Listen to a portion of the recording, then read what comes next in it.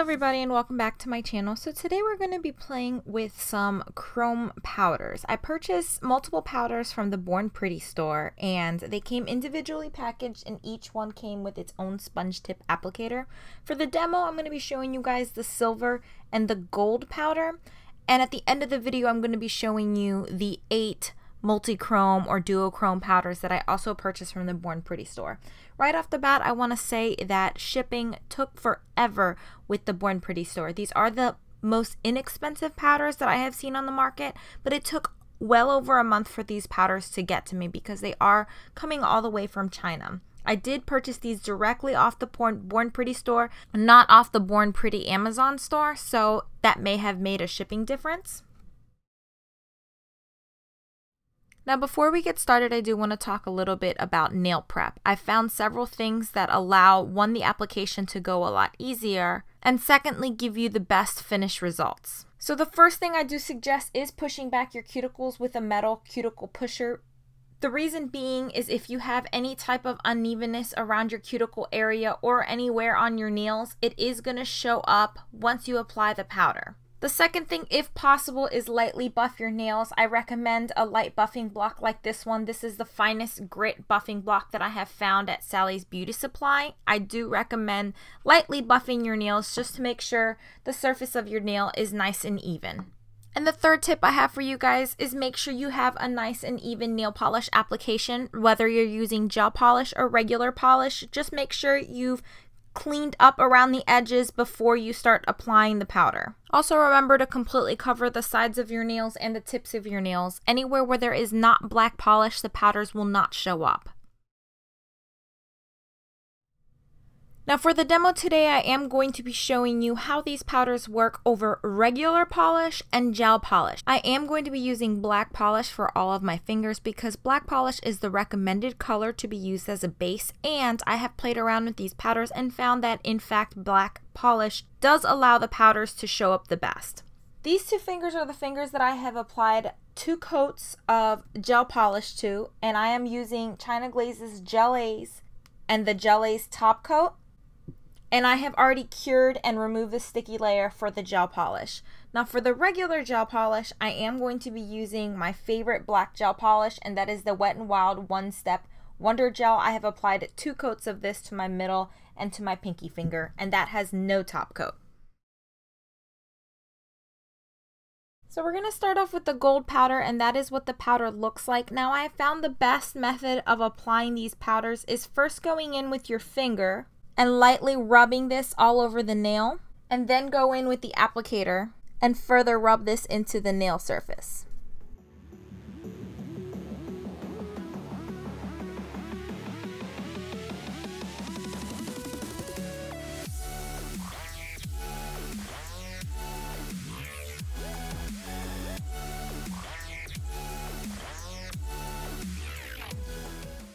So this is what the gold powder looks like over gel polish and over regular polish.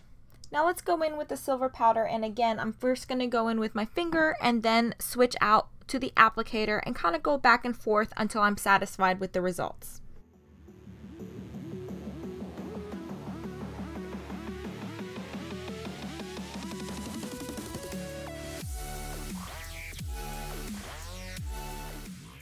So that's how the powder applies over a gel polish and regular nail polish.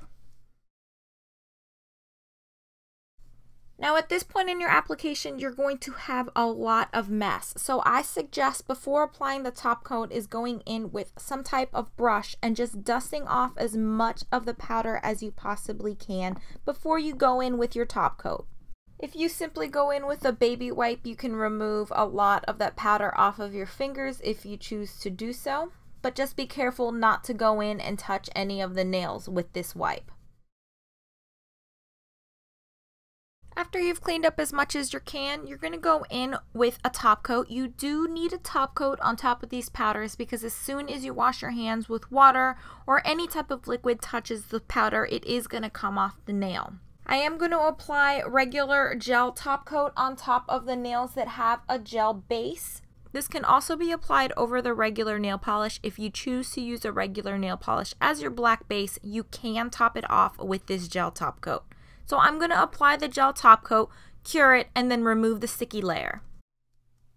Now that the sticky layer has been removed, your gel polish fingers are ready to go. If you see any patches on any of your gel polish fingers, you can actually reapply the powder at this point that the sticky layer has been removed and apply another layer of top coat, cure again, and it should even out any of the patches that you have on your nail. On all of my applications with these powders, I have found the need to go in with a second coat of powder. For the regular polished nails, you are going to need a water-based top coat. If you do not use a water-based top coat, it will distort and disrupt the powder. But even with a water-based top coat, it is still slightly going to change the shine of the polish and take away some of that chrome effect. So here I'm going to use a water-based top coat from the Born Pretty store. Now, one thing about water-based top coats is that they are not as protective as a normal top coat. So I do suggest going in with a second layer if possible. Once you've applied your water-based top coat, you can simply wash your hands with warm soap and water to remove any of that excess dust that's around your cuticle area. Here's a closer look at the powdered nails. I personally prefer how it looks like over a gel polish. So my pointer finger and my ring finger both have gel polish on them. Again, I have found that I do have to go in with a second coat of powder in order for it to be completely even and not patchy. This finger and this finger are using regular polish. You can apply it over regular polish and then apply a gel top coat, which is what I personally would do if you do not want to use a black gel polish. However, one thing to remember is that water-based top coats, again, do not last as long as a normal top coat. So if you use the regular polish and a water-based top coat, your manicure's probably only going to last a few days, maybe 2 at most. If you use your gel polish, this manicure will last you as long as the gel polish lasts, so typically between 10 to 14 days. These are the 8 chrome powders that I also picked up from the Born Pretty store. In my opinion, the formula on these powders is a lot better than the gold and silver powders. I personally do recommend these powders. I am going to be looking at more gold and silver powders from different companies because I don't think the Born Pretty ones are that great of a quality. So let's go ahead and take a look at the 8 color powders. Now these do not come labeled. I can only tell you what the different shift is between each polish. I will do my best to match the code of the product to the actual nail swatches that I'm showing you in the order that I'm showing you. So starting from 1 to number 8. So the first one that I'm showing you is a gold that shifts between a gold and a green and a yellow. I hope you guys can see the shift on camera, but I really like this one. This is one of the more unique ones. The next one that I have is a purple that shifts from a purple to a green to a blue.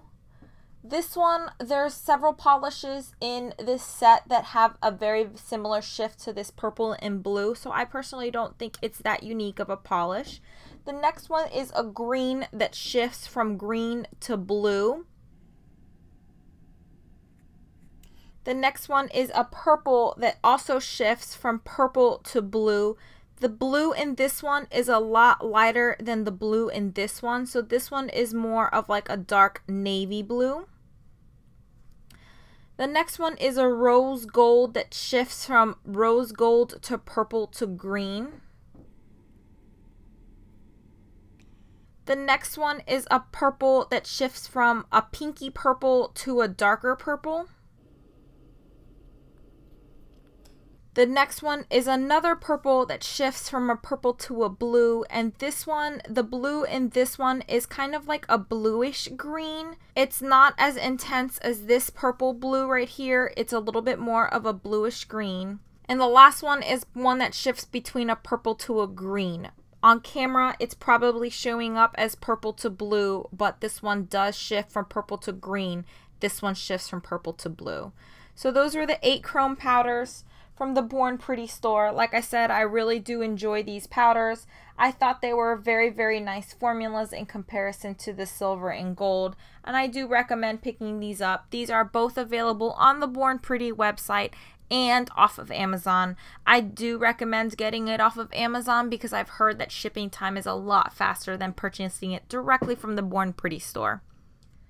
So I hope you guys enjoyed this demo and review. Please give this video a thumbs up if you do. I know these chrome powders have been all over YouTube and all over Instagram, but I hope you found any of the tips and tricks that I showed you guys today beneficial. Again, you can wear these powders both over regular polish and gel polish. So thanks again for watching, and hopefully I'll see you guys in the next one. Bye!